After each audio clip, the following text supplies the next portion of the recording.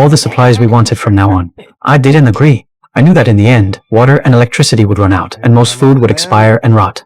We had to find a way to survive now. The woman, hearing this, broke down in tears and left. After the man explained, I learned that she had given up after losing her family. Luckily, with the man's company, she hadn't chosen suicide. I urged her to leave with me, but she refused. I had no choice but to promise to settle myself first and come back for her. Not long after, 2 gunshots echoed from upstairs. Left alone, I completely broke down, pressed the accelerator, and thought about ending it all. At that moment, a little dog suddenly appeared in front of my car. It had also survived the virus. It stopped me and prevented me from committing suicide. I decided to adopt it. It gave me back some hope. I went to the library and began learning survival skills.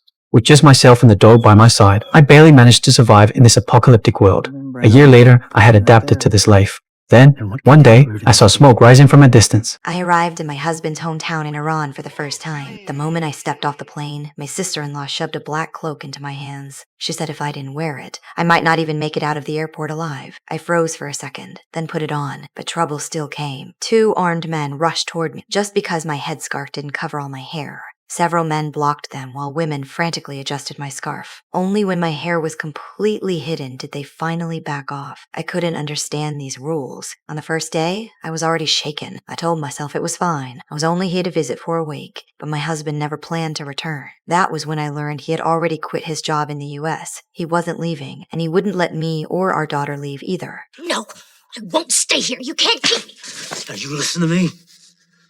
You're in my country now. You're my wife. You do as I say, you understand me?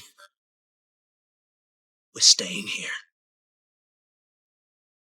I couldn't accept it. The first time he hit me, I was stunned. It was only the beginning of a nightmare. I went to his family elders, hoping someone would stand up for me. I cried as I told them everything, but all I got was blame. The men all said I shouldn't challenge my husband. The women whispered and stared. I broke down. I realized no one here would help me. Back in my room, I gathered all the money I had, planning to buy a ticket back to the US. But soon, my husband took my passport and bank card. My escape route was gone. I went to the embassy for help. It was 1984. Iran and the US had cut ties, and there was no US embassy. I went to the American office inside the Swiss embassy. Seeing people with the same skin color as mine almost made me cry. I thought hope was finally here. They told me that because I married an Iranian, I was now an Iranian citizen. Without my husband's permission, I couldn't go anywhere. In divorce, custody of children always went to the father. I couldn't take my daughter, and I couldn't even leave alone. They could only look at me with sympathy. I went home, only to face my husband's anger again.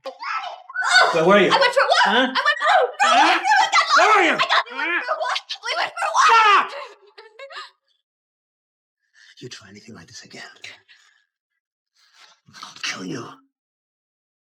After that, I learned to hide my feelings. I acted obedient, pretended to fit in. I helped my sister-in-law with her kids and studied the local religion, but I still never got the chance to go out alone. He always had someone watching. Still, I never gave up on leaving. One day, the house ran out of food. I asked to go to the market. He agreed, but gave me a time limit and didn't allow me to take our daughter. He knew without her, I wouldn't run. At the market, I tried to change my dollars into coins to call my family in the US. A shirt shop owner overheard me and offered his phone. It was the first kindness I had felt in Iran. Before I left, he said if I needed help, I could come to him. My hope returned. Not long after, on my daughter's first day of school, she cried so much that my husband let me go with her. I took her straight to the shirt shop again. This time, the owner led me to a back room. A man there planned a way for me to escape. For $10,000, I could be taken safely to the US, but it would take time to prepare. I left quickly with my daughter and headed for the school. My husband was already there waiting.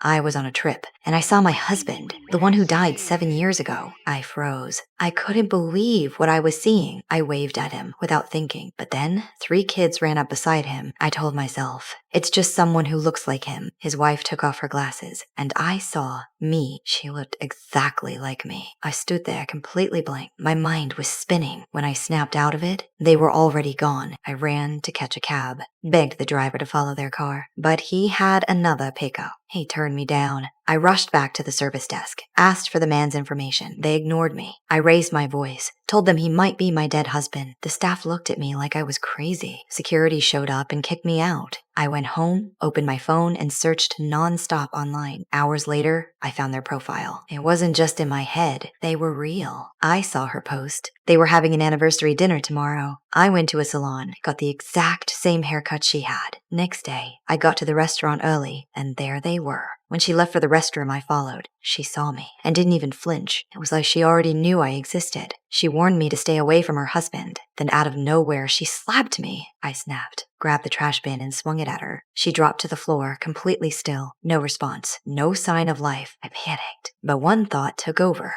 I need him back. I walked out, went straight to him and hugged him. He didn't notice a thing, not a single doubt. He couldn't even tell us apart. People started calling for help in the restroom. I said I felt sick and asked to go home. Maybe it was the wine, but I passed out in the car. When I woke up, I was in a mansion. The air smelled like him. The pillows, everything felt like home. I never thought I'd be in his arms again. This place was insane. Even the bathroom was bigger than my old apartment. But what I didn't know, she was still alive. Doctors brought her back. She asked them to call the police and her husband. But instead of cops, a psychiatrist walked in. They thought she was crazy and they locked her up. I've been paralyzed since childhood. I just discovered something terrifying. The medicine I've taken for 18 years has another label underneath. My mother's name is written on that hidden label. I kept quiet about it. When Mom gave me the pills, I swallowed them as usual. The moment she left the room, I spit the pills right out. I had to know the truth about this medicine. Late that night, I took the elevator downstairs quietly, carefully wheeling myself to the computer. I needed to search what these pills really do, but the internet mysteriously stopped working. Nothing would load.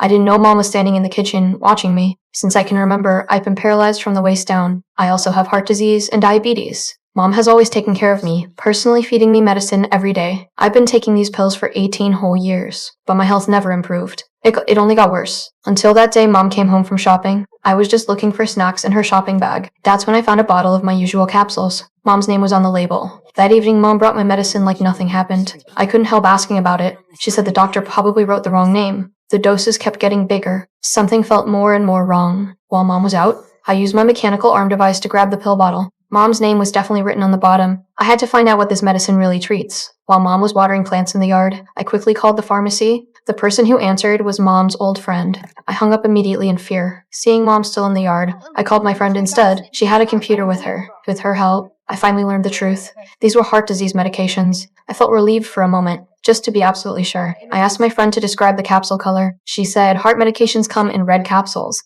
but mine have always been green. A chill ran down my spine instantly. To avoid Mom's suspicion, I acted completely normal, pretending I knew nothing about the capsules. I asked Mom if we could go see a movie. She agreed. Before leaving, I secretly hid my daily pills on me. Mom drove us to the theater entrance. When she got out to buy tickets, I spotted a pharmacy nearby. Halfway through the movie, I left saying I needed the bathroom. I headed straight to the pharmacy across the street. The pharmacy was crowded. Time was running out, so I had to cut in line. I used my disability to get to the front. I pulled out the hidden pills, asked the clerk what these medications treat.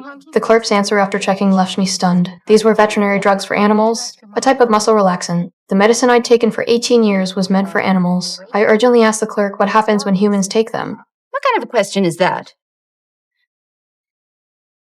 Chloe! You guys are serious about games. What would happen? I suppose your legs could go numb? Chloe!